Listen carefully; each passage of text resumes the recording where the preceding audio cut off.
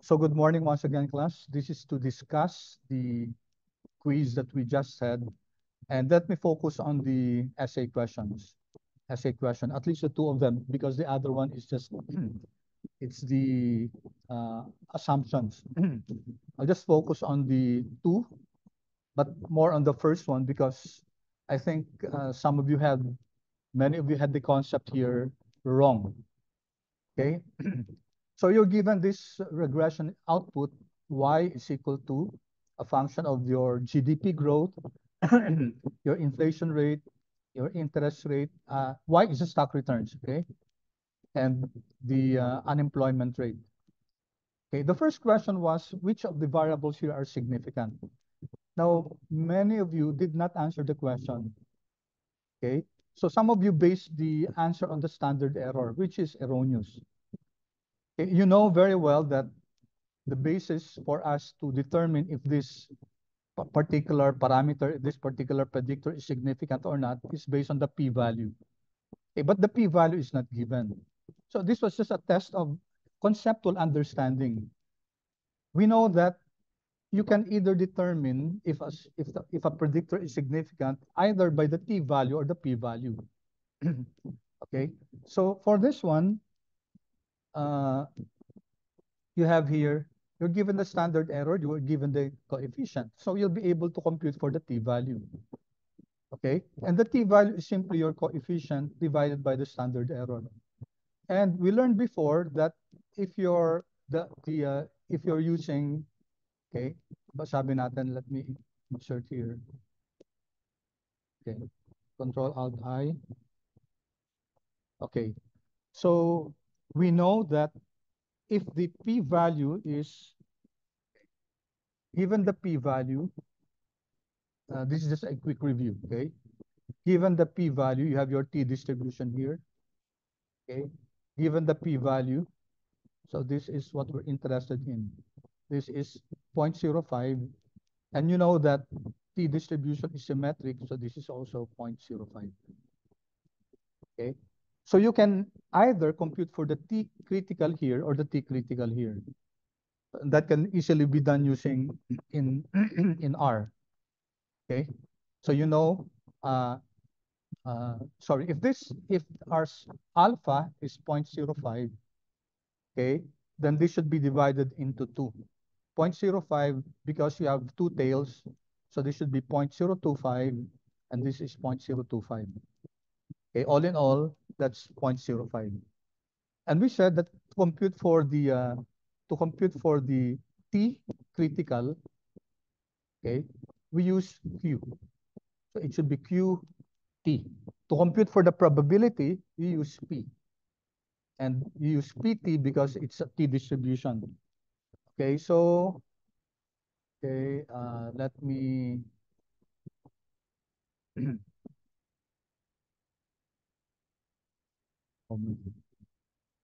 edit ko muna, clear drawings. Okay,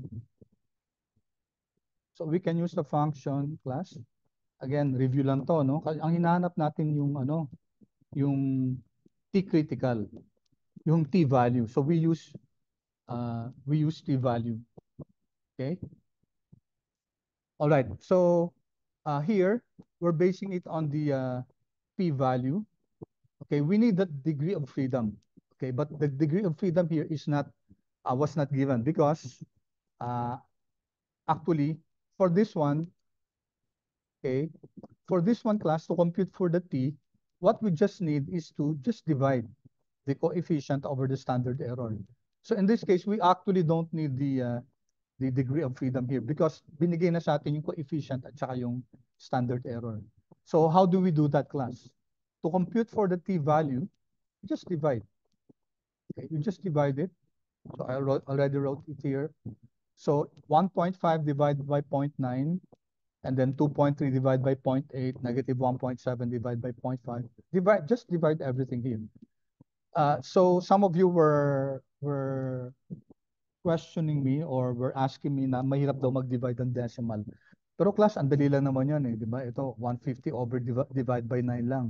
Simple division lang yan. I purposely did not add. I purposely just rounded the coefficients and the standard error to 1 decimal place to make sure that the issue of computation will not uh, be raised. So 1.5 divided by 9, that's very easy, no? Anyway, I'll just run it in R, and you have it here. Ito na yung mga t-values natin, class. 1.67, 2.875, 3.4, 0.8, -3. And, okay, on the average, sabi natin, di ba last time, na for for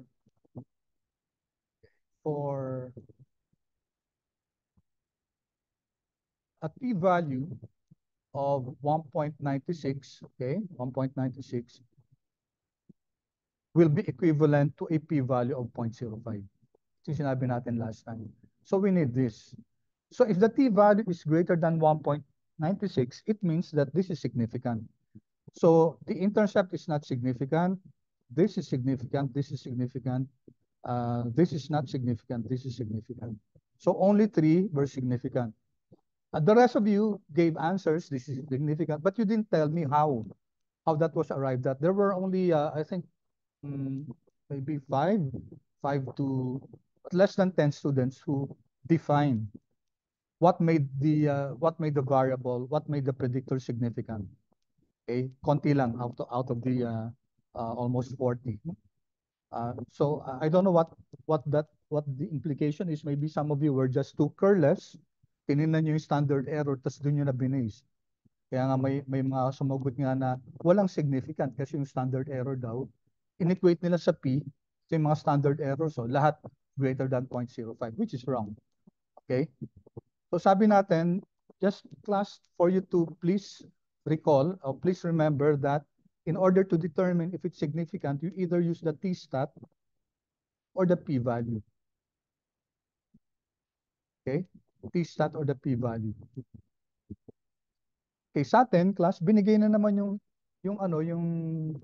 yung coefficient, your B divided by your standard error, you get your t-value. And we said that on the average, it's 1.96, which is equivalent to a p-value of 0.05. Okay? So that's why the equation should be, sa equation class, yung y returns natin, y return should be equal to, it should also include the intercept, 1.67, rounding it off to 2, plus 2.875, sorry, not 2 point, okay, mali. It should be 1.5, that's the intercept. Let me go back here. So the equation should be, we use the coefficients. No?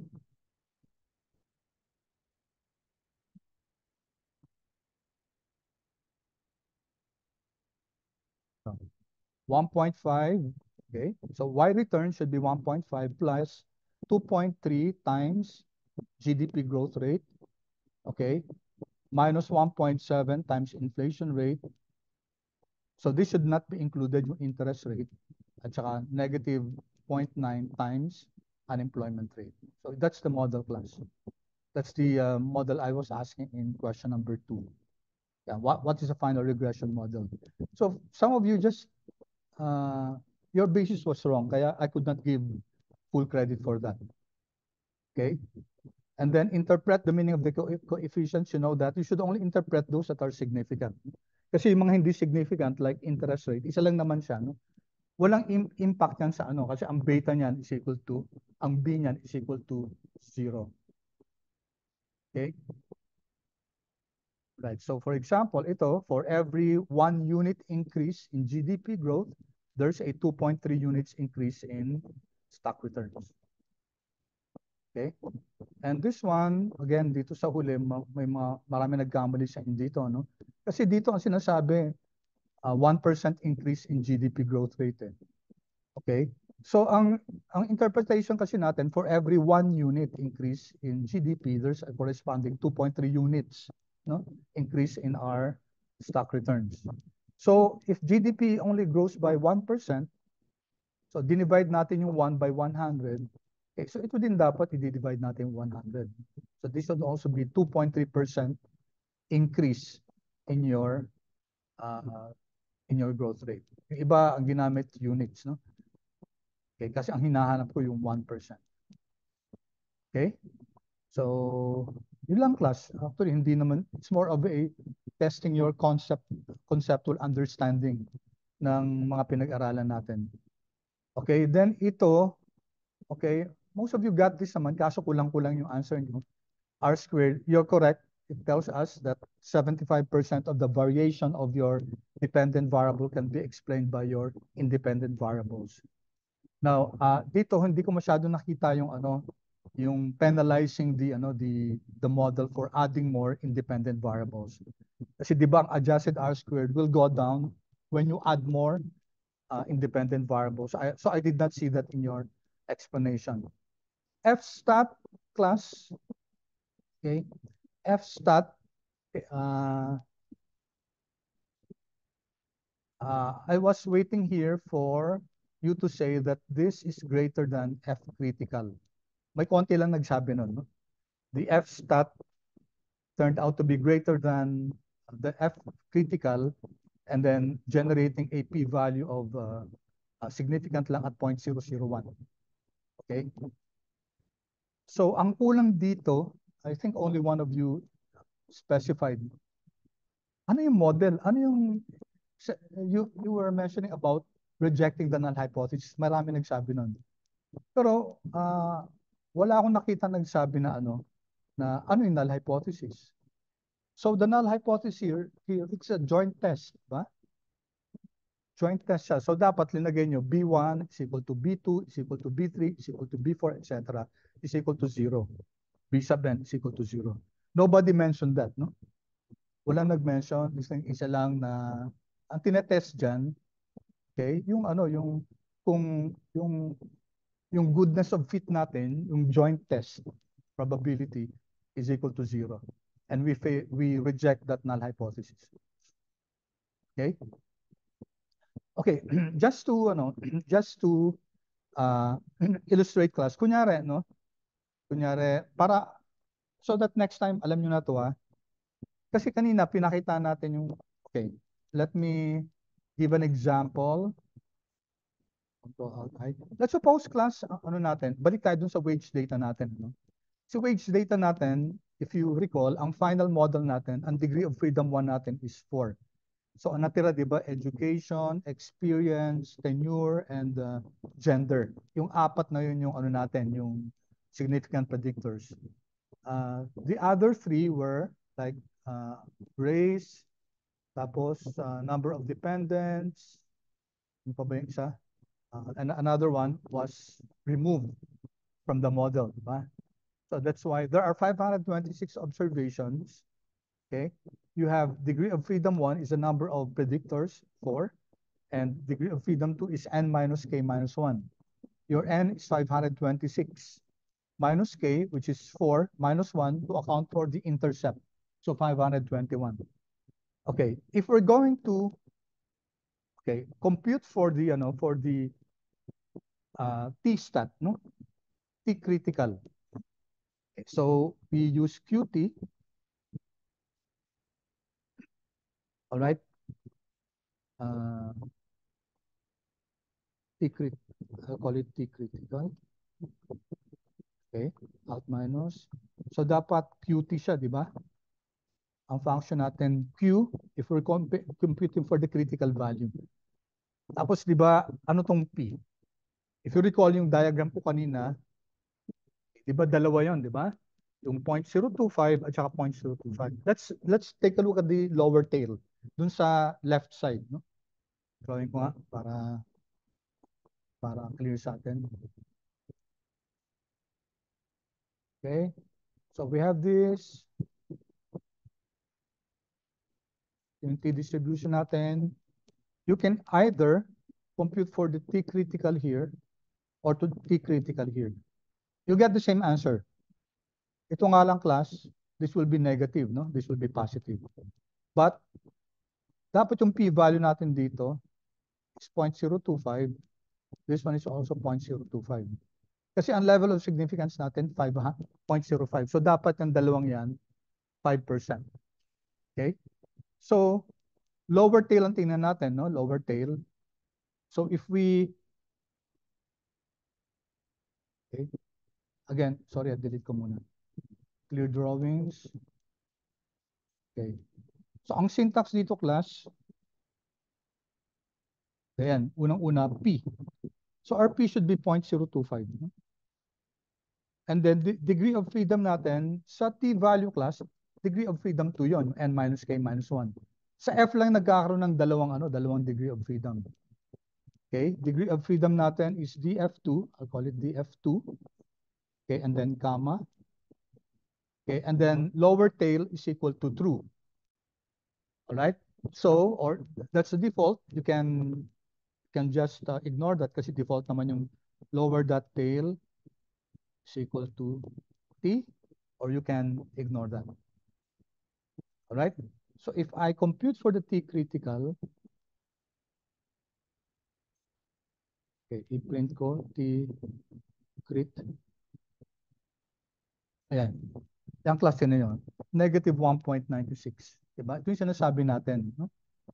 So, generally, class, on the average, pag ang T-critical class, either negative or positive, 1.96, then it's equivalent to a p-value of 0.05.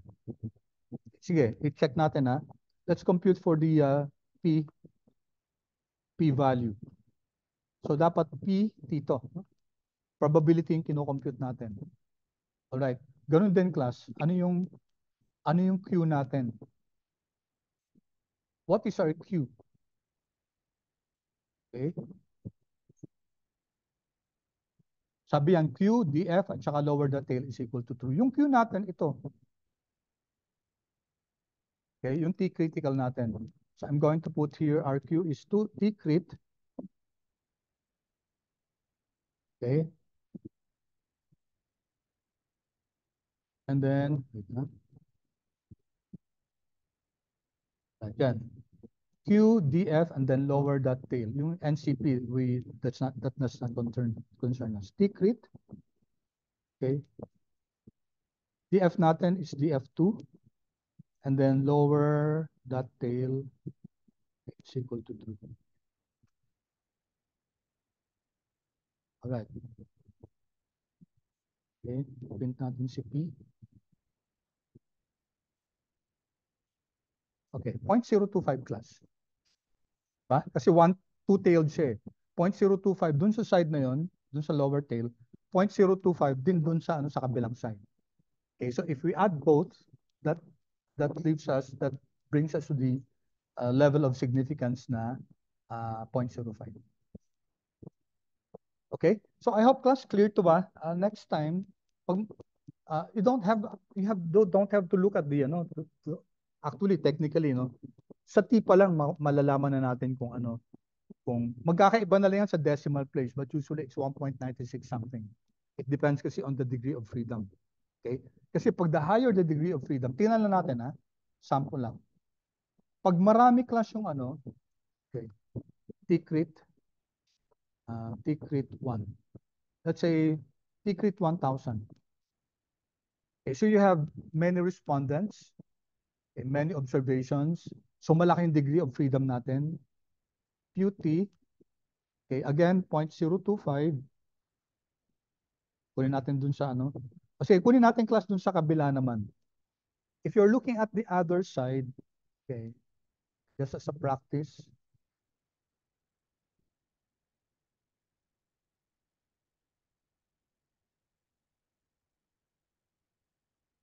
if we're solving this one, T-critical, ito class.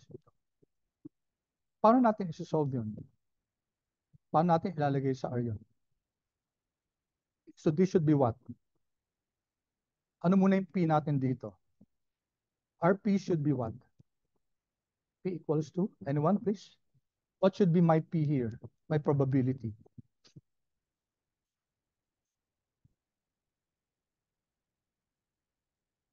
What am I doing here, class? Kino-compute natin T-critical kung, let's say, 1,000 yung respondents natin. Dun sa dun sa wage data set natin. No? So we have 1,000 minus N minus K minus 1. So that's 1,000 minus k is 4 minus 1 for the intercept. So 1,000 minus 5. So that's 995, no? Yun ang magiging ano natin. Yun ang magiging TF2 natin. Okay, but what will be our P class? Can anyone chat, please? Ano ilalagay natin sa P value natin?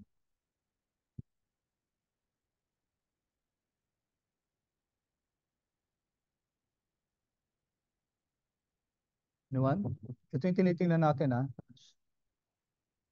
Sinusolve natin to si T critical. And T critical class will always be the same as negative T critical. Pareho yan eh, kasi symmetrical to eh, ang T distribution.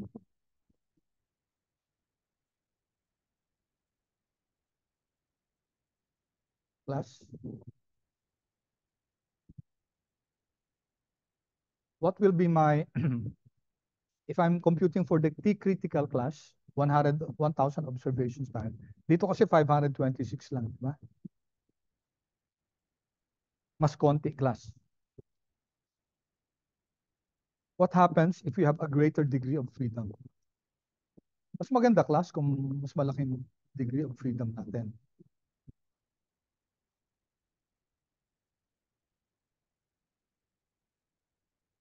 Class, anyone?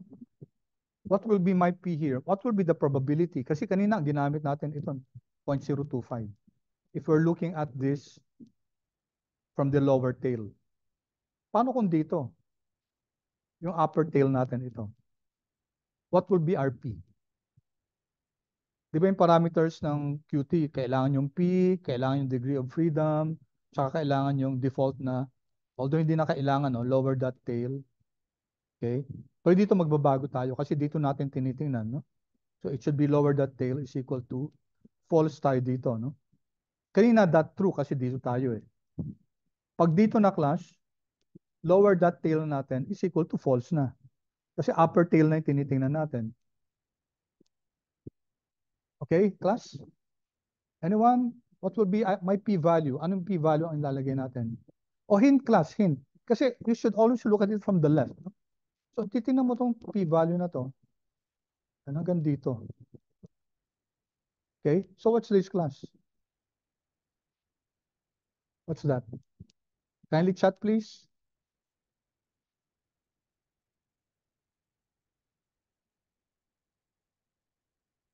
Hello?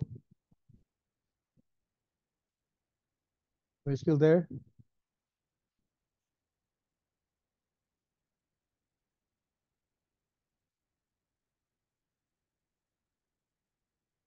Wala na yata kayo. Pause muna ako.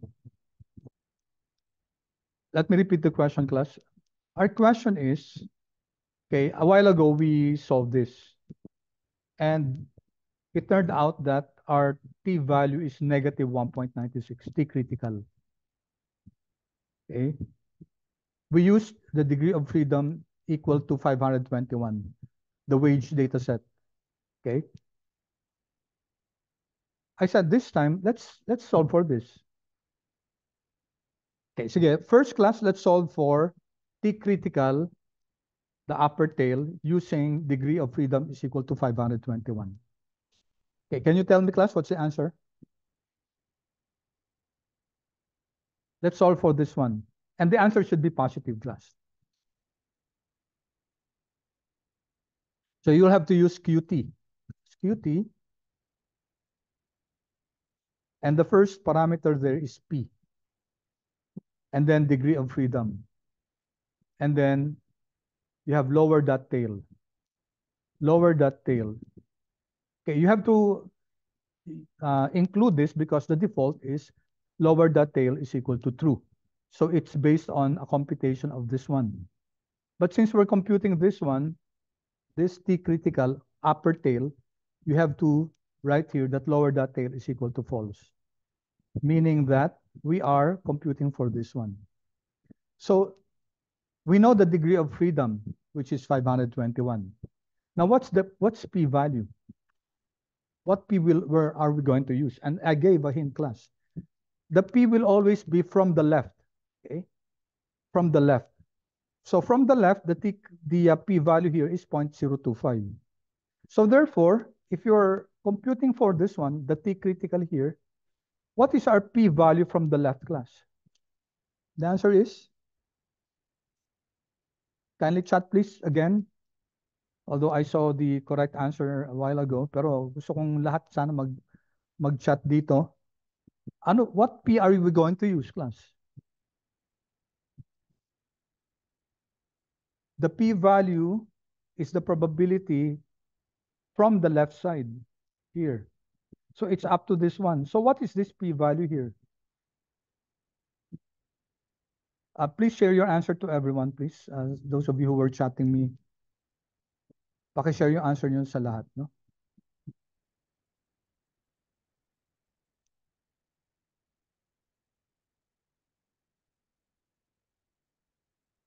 Okay. Yeah, that's correct, class. 0.975. Kasi sabi natin yung p-value should be coming from the left side. Okay? So if this is your t value that you're computing, then use the p-value from the leftmost side. Could you kindly try, class, please? And tell me what you got. Anong t-critical na nakuha nyo?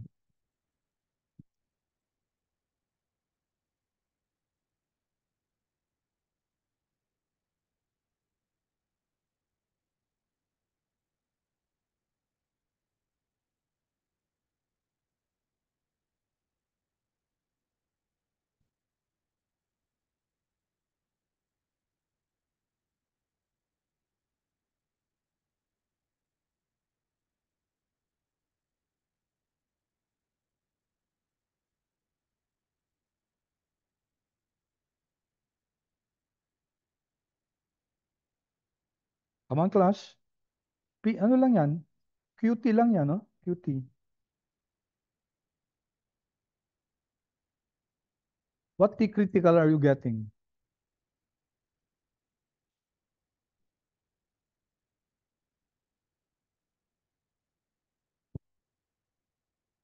Degree of freedom, yung gagamitin natin yung 521, ha?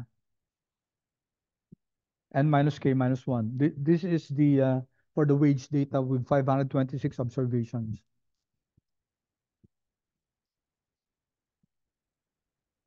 No answer, class?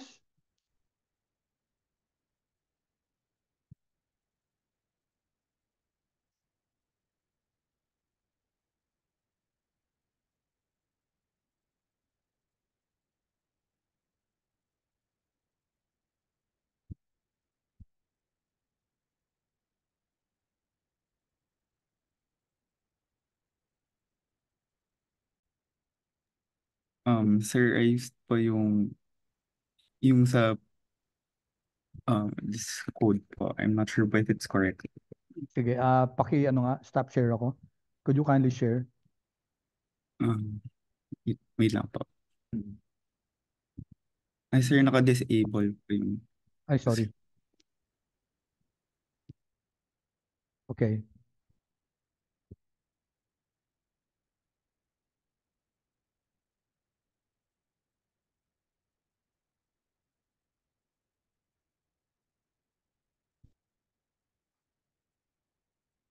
Okay.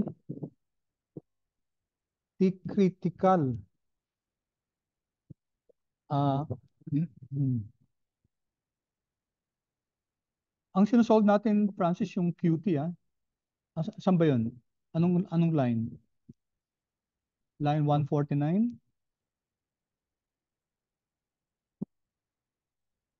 Line 149 ba?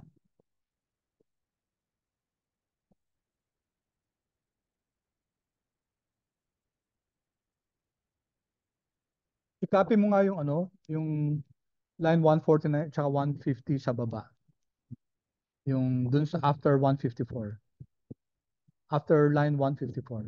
Mag-create ka ng space yan. Sige. Paste mo siya. O gawin natin T-crit 1. Okay? Then you have QT is equal to, class, anong p-value na gagamitin? Di ba sabi ng mga classmates mo? If you're looking at the T-critical, yung nasa positive side, then you have to use the p-value of the of the t-distribution from the left side. No? So kung from the left side siya, up to that point where yung positive t-critical natin, ang natitira na lang kasi dun sa right side is 0.025 din, di ba? So ano yung area to the left of that? Di ba 0.09975? Sige, pakigamit mo nga yung 0.0975. 0.975, okay. Tapos, t-crit 1, lower that tail is equal to false dapat, no? Kasi hindi na natin tinitingnan yung nasa ano eh. Tapos, t-crit 1 sa ilalim muna, t-crit 1. Tapos, hindi, 1 yan, sige. Kama mo, semicolon pala. Then, t-crit. Sige nga, run mo nga yan pareho. Oh, di ba, class? Oops, bakit t-crit 1 mo, lower that tail is equal to false, degree of freedom. Ba't negative pa rin yung ano mo?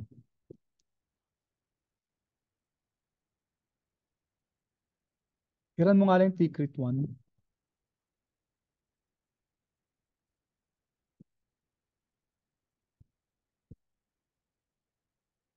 Yan.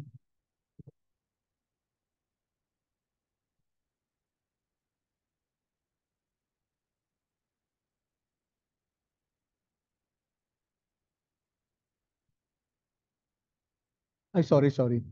Okay. Lower that tail natin, gawin mong is equal to true, no? Kasi sinama na natin yung ano, no? Sinama na natin capital T. Sige. Yan, positive na siya. Okay, I stand corrected, class. No? Kasi sinama na natin from the ano eh, from the left side yung buong area na yan. So dapat tama, lower the tail is equal to true. Now, if you're going to use, sige, palitan mo siya ulit ng 0.025 and then lower the tail is equal to false. Yan, okay? So ang pinakita natin yung 0.025 pero wag na natin gagamitin dun sa ano, sa leftmost. Lower the tail is equal to false. Ang i-compute niya yung nasa upper right. Yan, 1.96. Okay, so you can see here, class, na pareho siya, no? Yung negative 1.96. Okay. All right. Sige, I think that's enough, no? Okay na yung thank you, Francis. So I hope that's clear, class. Share ulit ako ng screen. Okay, Yes, sir. medyo thank you. Medyo nagtagal tayo sa pag-discuss nun, no? Maxine, bakit 1 point? May nag-answer dito? 1.2. Asan na yun? Nawala. Sa akin kasi. No? Okay, sige. Thank you, Maxine. Okay. All right, class. Let's now, I hope that's clear. No? Let's now go to our interpretation natin ng ano, no? ng ano natin, ng model natin. Kasi you'll need this for your paper, for your case. And now what, class? Now what? So let me just go back here. Yung stepwise natin. Okay. Let me just copy this. Control C.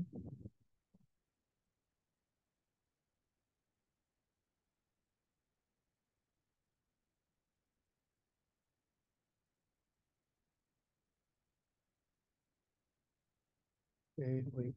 Dali ah.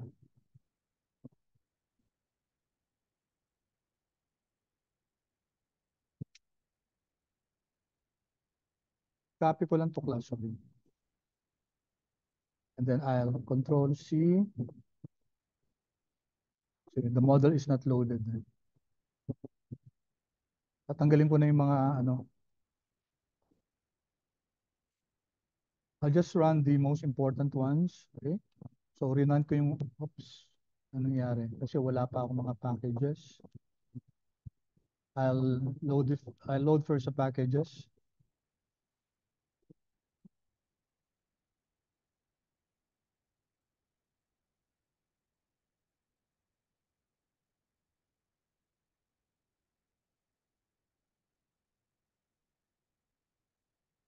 And then I'm going to load our data. Again, okay.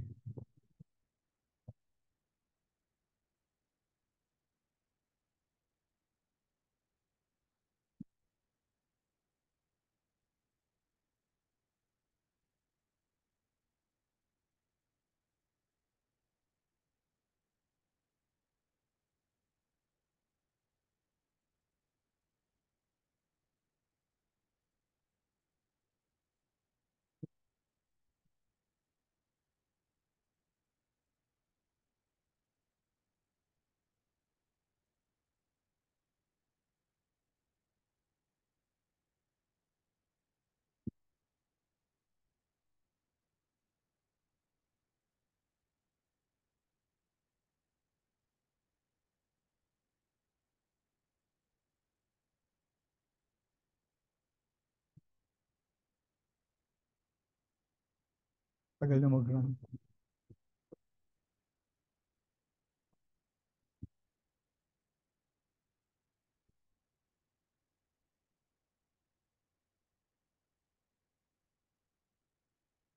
It's taking so long. Load yung class ulit yung ano, yung data natin. By the way, class, I'm using the visual. No? Ito yung source. I'm using the visual.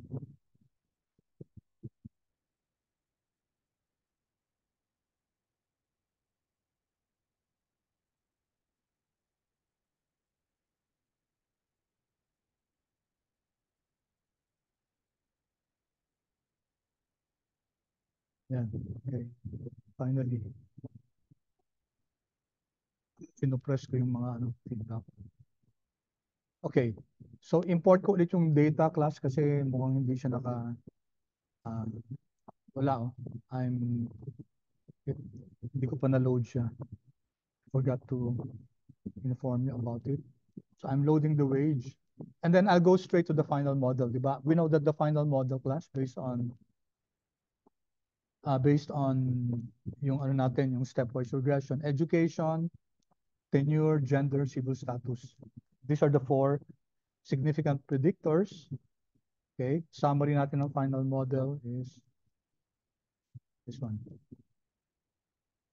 Okay, so we have education, tenure, gender, and civil status. These are the significant predictors. All right, now how are we going to report this? Okay, so in order to write the results of our regression analysis, this is one way. This conforms with APA format. Okay, a multiple linear regression was conducted to examine the relationship between hourly wage, the dependent variable, and several predictors, including education, experience, tenure. Okay, maybe it would have been also, oops, ano nangyari?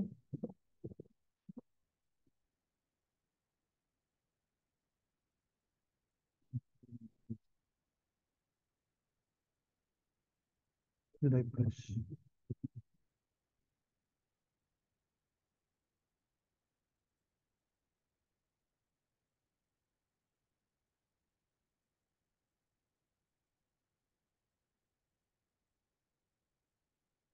Um,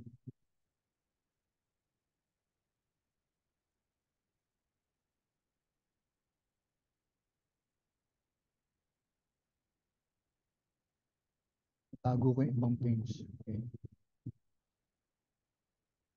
Okay, so several predictors, including education, which is edu, experience is EXPER, tenure is tenure, race is race, gender is gender,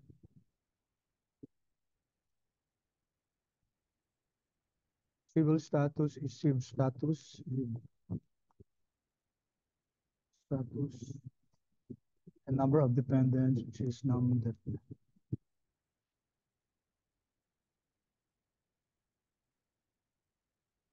Okay. And then backward stepwise regression was performed with a p-value threshold of 0.05 for variable removal. The process started with all predictors and iteratively removed the least significant predictor until all remaining predictors had p-values less than 0.05. Okay, take note of how I wrote this. No? And then I specified the removed variables. The following variables were removed during the stepwise regression process due to p-values greater than 0.05. Okay, so I'll have to validate this one, class. Yung p-value ba ni gender when it was removed was 0.4. Okay, so I have to double check this. No? Sige, tingnan lang natin. Kasi dito, class,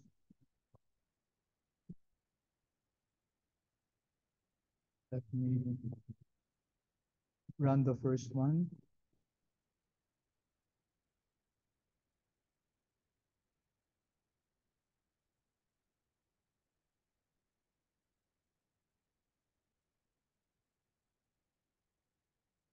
Si model 1 natin.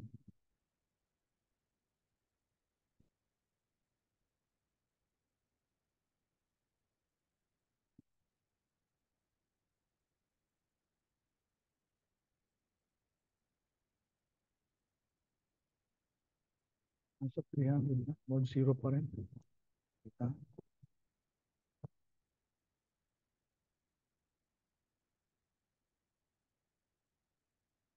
Ito, no? So, ito yung model natin, di ba?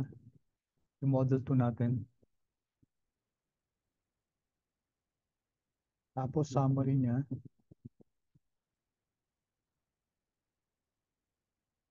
And ilan yung p-value niya, no? Kasi yung unang tinanggal natin. The first one that was removed is this one. Race, no? Race is, tama ba? The lowest t-value, 0.257. Yes, that's correct. 0.8, no? So I'll just correct this. Okay. I-correct nyo na lang, class, no?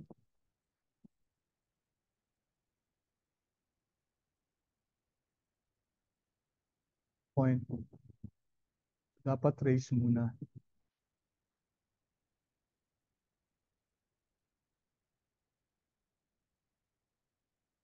0.8.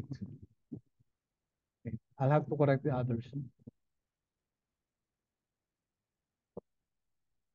Okay. So here I identified what variables were removed step by step, chronologically. Then the final regression model included the following significant predictors: education, tenure, gender, and civil status. The model explained a significant proportion of the variance in hourly wage. R squared is equal to 0.37. F stat is 4, 521, 74.95. P is less than 0.001. Okay? Balik ako sa visual.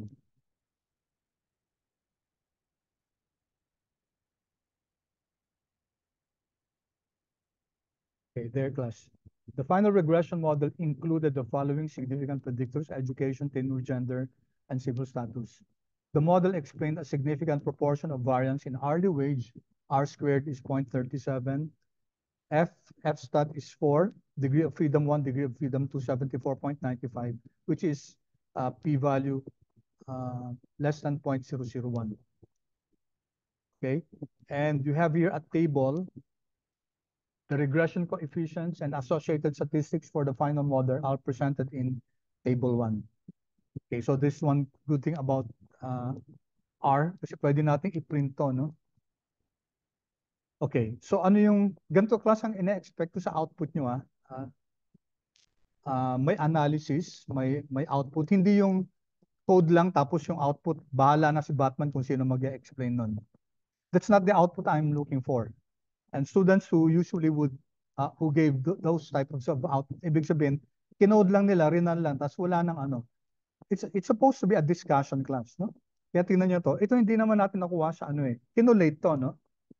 This was summarized. This was arrived at by a summary from the output. So you have to be the one to put the analysis, the interpretation. Okay. So okay. Let's focus on this one class. Let me just run through this quickly, no? So ito, saan nanggaling to? Di ba sa final model yan, which is this one. Okay, so I'll run the final model here. Model final, LM, hourly wage, regression, education, tenure, gender, civil status, data is equal to wage. And summary, model final. Of course, class, this cannot be immediately done. You have to go through the proper steps. No? Ito na-identify ko na yung final model. Okay? So, sa paper nyo class, syempre ipapakita nyo rin yung, yung ibang steps. Ito, sinummarize ko na siya. No? There was a preliminary step to this. If I run this and take a look at the final model, and here's the final model class. Okay? So, andito class yung yung 37%, no? Either use the multiple R squared or you also have to define the adjusted R squared on 521 degrees of freedom, di ba? Ito, degree of freedom 1, 4, degree of freedom 2, 521, F stat 74.95, P value is, okay, you don't write this class. This is much less than uh, ang pinaka niya yung 0.001, no? Okay? So, pero let me just may ika-clarify lang ko sa inyo class, ha? Control Alt I. Okay? Solve natin si F dito class. Si PF, probability ni F. Okay, so ito Q, no? Q, df1, df2, and lower tail is equal to true. Kunin natin yung yung Q.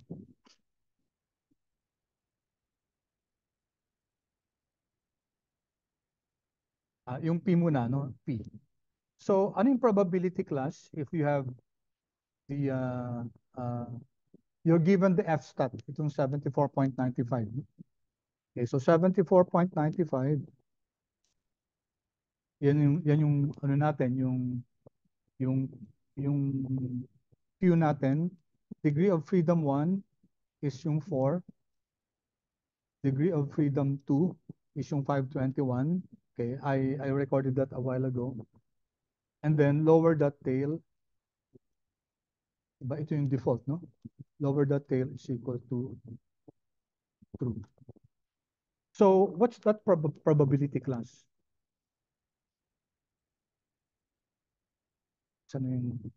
In other words, class, ito yung F distribution natin. So we're now using F, no? This is for the overall goodness of fit test. So an F distribution looks like this. Okay? So ang hinahanap natin ito. We're looking for this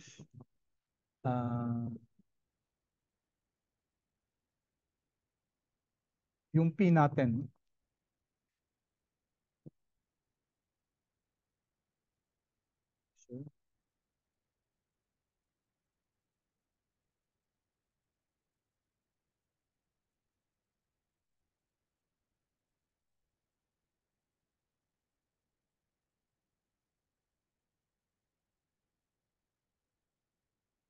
So, hinahanap natin class.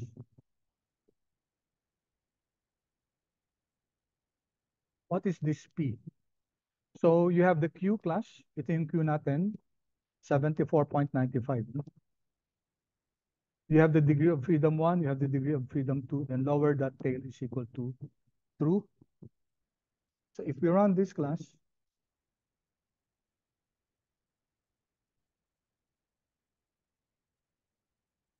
yan, no? If I run this, okay, mali yata yung ano ko. Syntax ko, wait ha. Lower that tail is equal to true ang F. F stat 74.95. Okay, Yeah, this is correct, no? So approximately class, ang probability natin, our p-value is practically class 100%, no? Practically 1. So what does that mean? Tira natin to, ha? Ulitin ko class, sorry. So ito ulit, ito yung F natin. Sorry for the drawing. 74.95 natin to. 74.95. Okay? Ito class yung ano, this is the lower tail, di ba? So ang pinapahanap natin itong P na to.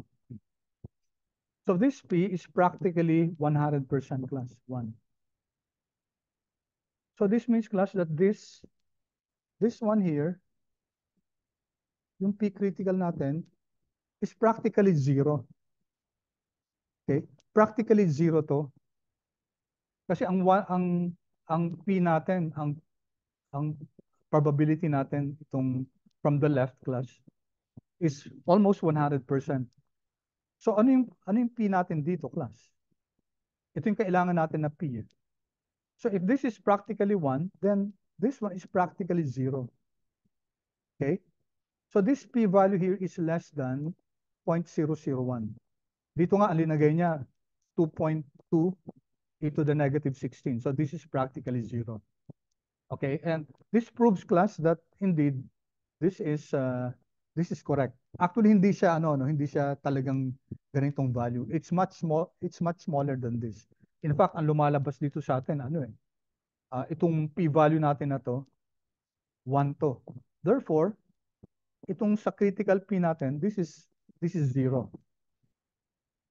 Okay? So I know, class, medyo baka first time yung nakikita to, no? This is actually basic stat, no? Pero medyo baka nakalimutan nyo yung discussion nyo dati. But what's important here, class, is that yung P natin na to, delete the drawing. Okay? So itong P na to, class, this is practically 0, di ba? Sabi natin 0.0000000, 15 decimal places and then 2. Di ba? That's why here, ang linagay kong result is that P is less than 0.01. Kasi ang ilalagay lang naman natin, class, 0.01, okay? 0.05, okay? Tsaka 0.001. And in some cases, 0.1. Okay, so you don't write in your report na 2.2 e to the negative 16. Okay, we are sure that if our p-value is less than 2.2 e to the negative 16, then it is also less than 0.001. That's why yung linagay natin dito, class, sa report natin, what we placed here is this one. Yan. F, degree of freedom 1, degree of freedom 2, 74.95. P is less than 0.001. Okay? All right, pause muna ako, class. Any questions about this?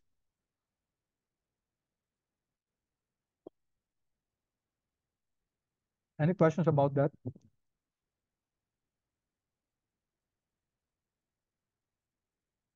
Okay, none. Okay. Share ko sa inyo. Oops, masyadong mahaba.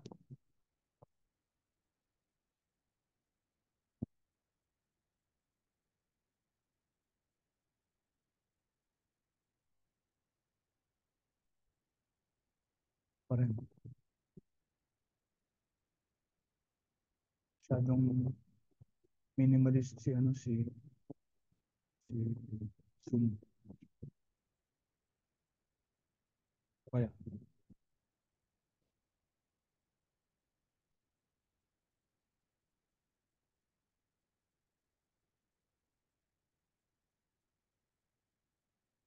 Ayan.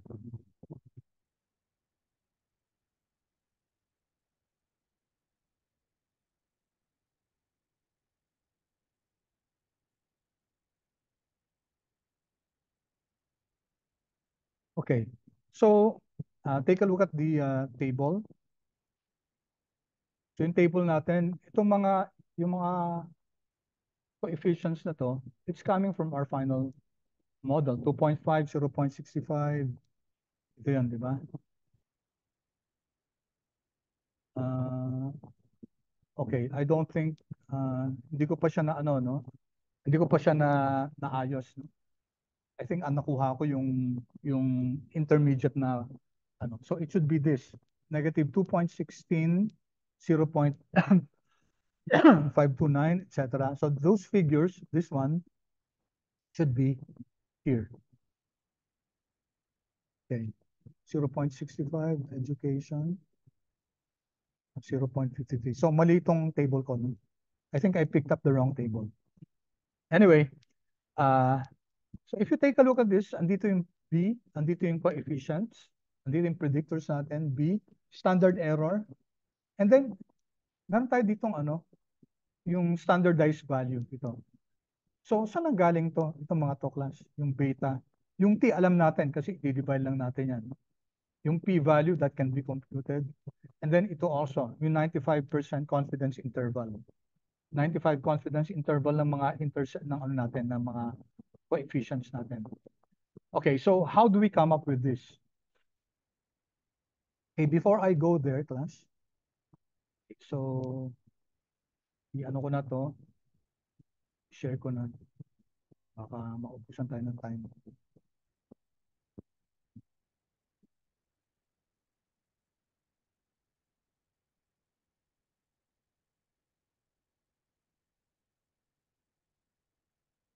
Konti lang naman, hindi niya.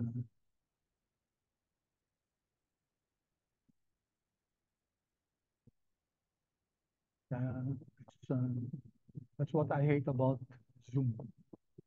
Yung chat niya napaka ano, so stingy. Yan.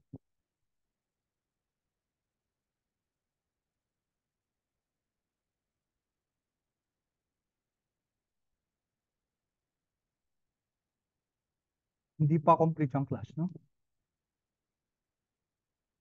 Okay. Of course, sa paper nyo class, it should be more, uh, there should be more analysis. May kulang pa dyan sa mga ano yan, sa analysis na yan. Okay, so let's go here first, class.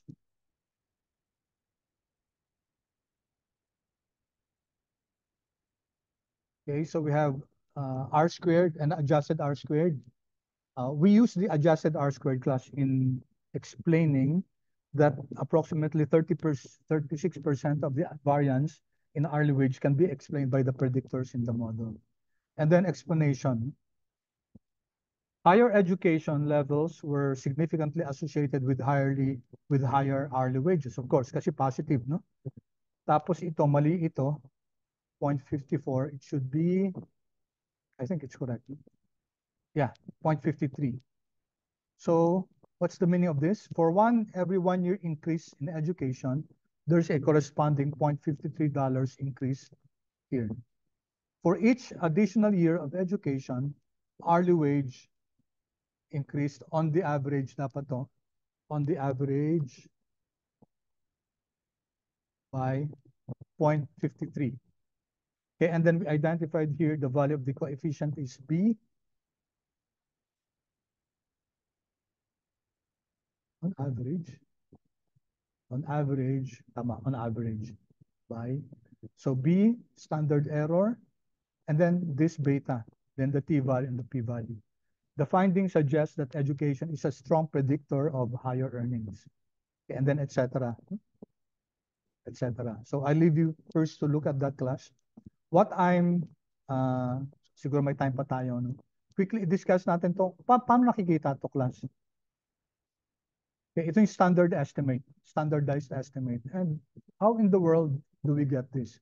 Unfortunately, class, sa LM, hindi natin madodraw out, ano, unless gagamit tayo ng another package to draw that out. But let me first discuss, class, the meaning of this standardized estimate. Okay, so I'll go here. Okay, pareho lang naman to. Ayan yung ano natin. Okay. So, siguro class, ilagay niya lang dito sa, what are you using? Are you using another R file? RMD file?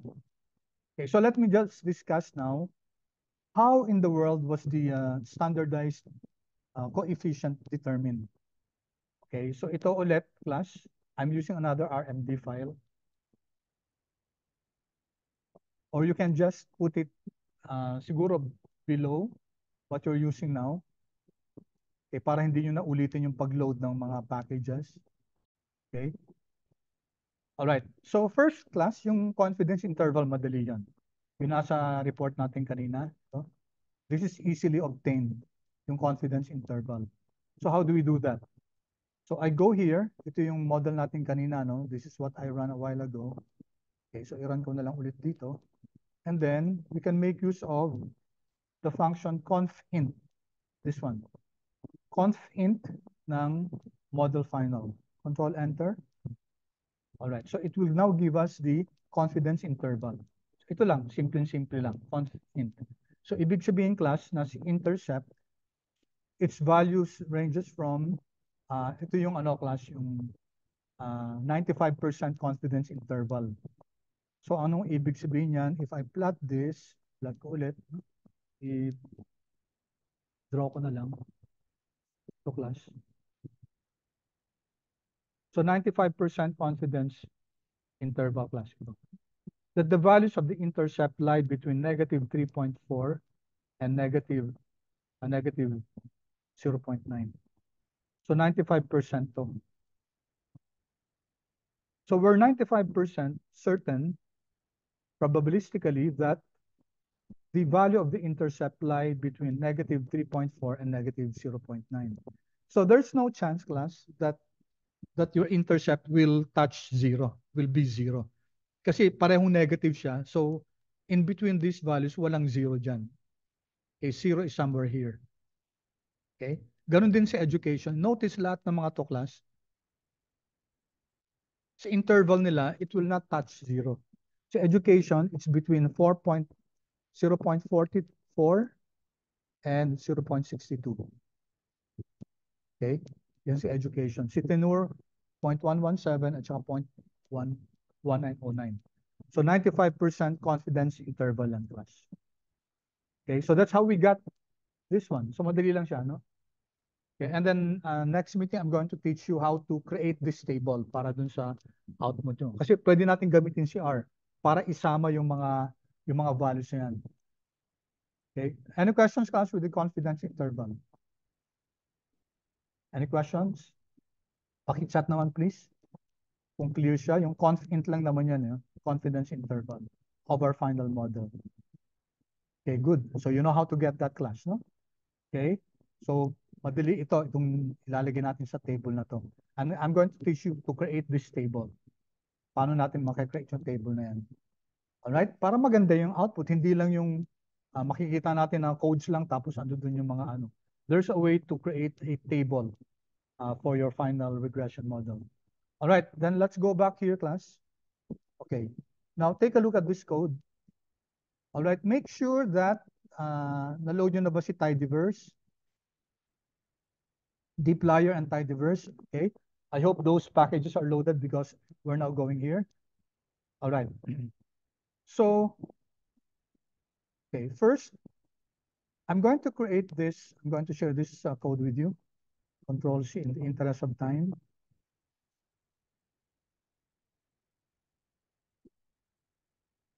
All right, take a look at this class. I'm going to create this object wage standard. And ito class wage. So you're starting with the object called wage. Di ba may wage na tayo sa ano natin, sa environment natin. I have wage here. And then what's this class? Those of you who are my students, I don't know, Finstad. Diba ko kung may mga estudyante ako dito sa Finstad, no?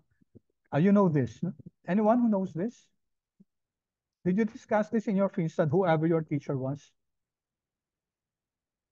Anyone who knows this? Hindi sa Finstar kasi hindi naman tayo nag-deployer sa Finstar. Anyone who knows this class? O sige, ganito na lang para mas mabilis tayo. Who among you, pakichat kung yes or no kung alam nyo to. This one. What is this class?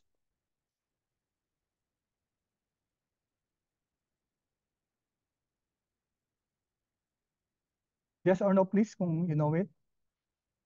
No, okay, no, thank you, thank you. All right, good. Sige. So let me explain this class. Ito class, this is called your pipe operator.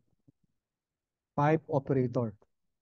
And this is really very useful class sa coding sa R, no? And it answers the question, and then, and so, okay? And how do we write this class? Oops.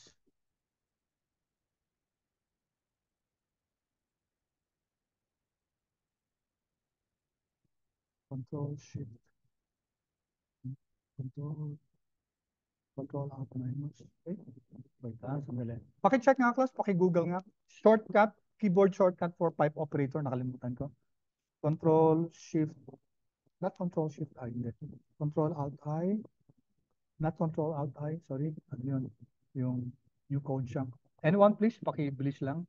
Ano yung keyboard shortcut ng pipe operator in R? Kindly please. Sir, Ayan, okay, Control tama. Shift. Yeah, thank you. Control Shift and M pala. Okay? So, class, yun natin. For Mac, it's Command Shift M. Control Shift, tama. Control Shift M. There you go. Okay, do you have the same pipe operator? Paki-chat please, class. Or you're getting this. Percentage greater than percentage. Is this what you're getting? What are you getting, class? Itong slash and then greater than or percentage slash percentage. How about the others? Thank you, Pauline. How about the others? Okay. So, yung nakuha nyo, class, that's the old pipe operator. Dati, yan ang pipe operator. Kaso medyo mahirap isulat, no? So, pinalitan nila ng ganito na. Ito na. So, how do you change now your new pipe operator? Punta tayo sa tools. Tools. Okay. Global options. And then, go to code, class. Go to code. And then dito class, makikita nyo, use native pipe operator. Bago na, no? Ito na, slash greater than. Hindi na yung percentage greater than percentage. So, paki-click to class para bago na yung, ano nyo, yung pipe operator. Okay. Ito na. Okay, so napalitan nyo na class and then press nyo Control Shift M. Control plus Shift plus M. Okay, and please chat kung nagbago na class, please. Nagbago na ba? Ulitin yung Control Shift M. I-type nyo dito. Kung bago na siya.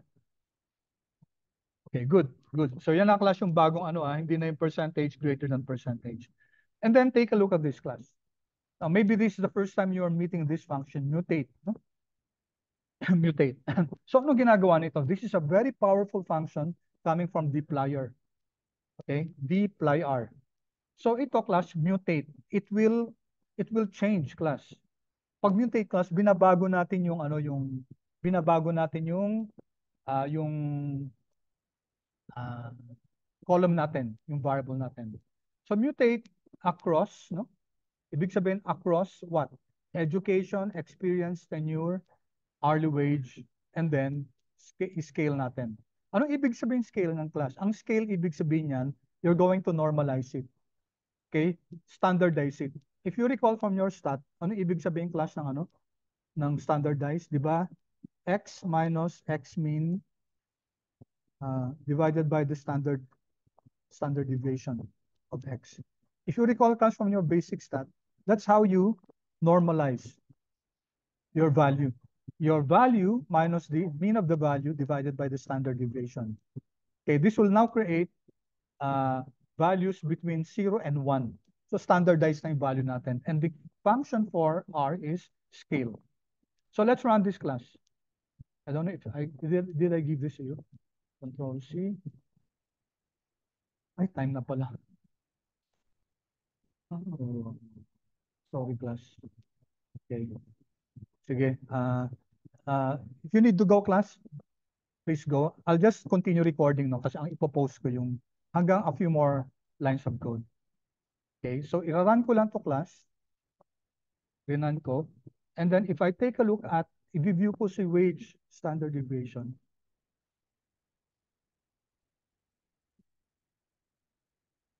So what happened to my education, experience, tenure, hourly wage? Nabago yung mga values niya, class. Okay? Sorry, it's not between 0 and 1, no? Na-standardize na siya. It has been converted into X minus X mean.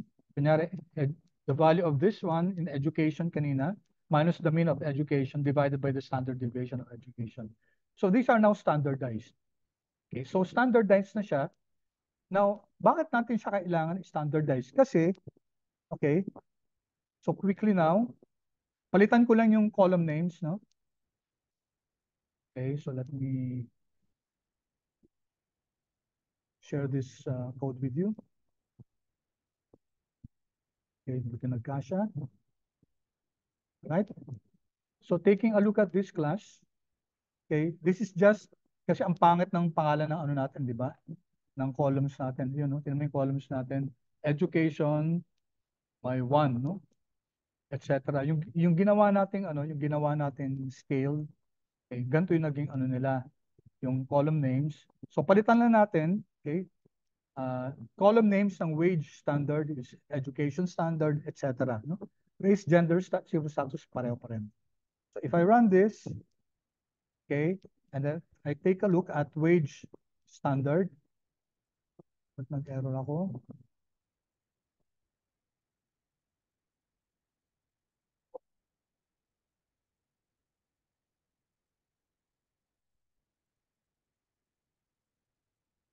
May error ba ako dito? Run ko ulit.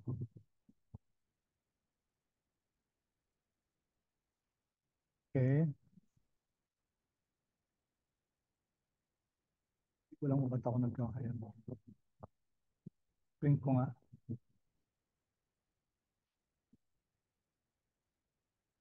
Ayaw niya. Okay. Anyway, so sige. Let me just, we'll continue with this next meeting class, but let me just share this code with you.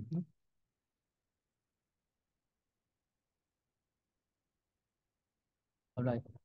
Kasi ang mangyayari dito, class, magre-regression ulit tayo. Share ko lang tong code na to para next time. Okay. Shut natin. We will regress the model again. Okay. And then take a look at our regression model. I request you to run this. Tingnan yung class, no? Yung hourly wage standardized na. Yung education standardized. So lahat ng mga variables natin, quantitative, standardized na sila. Ibig sabihin, normalized na siya. Okay, nag-error ako kasi class, nag-error ako sa code ko kanina dito. Okay. Here.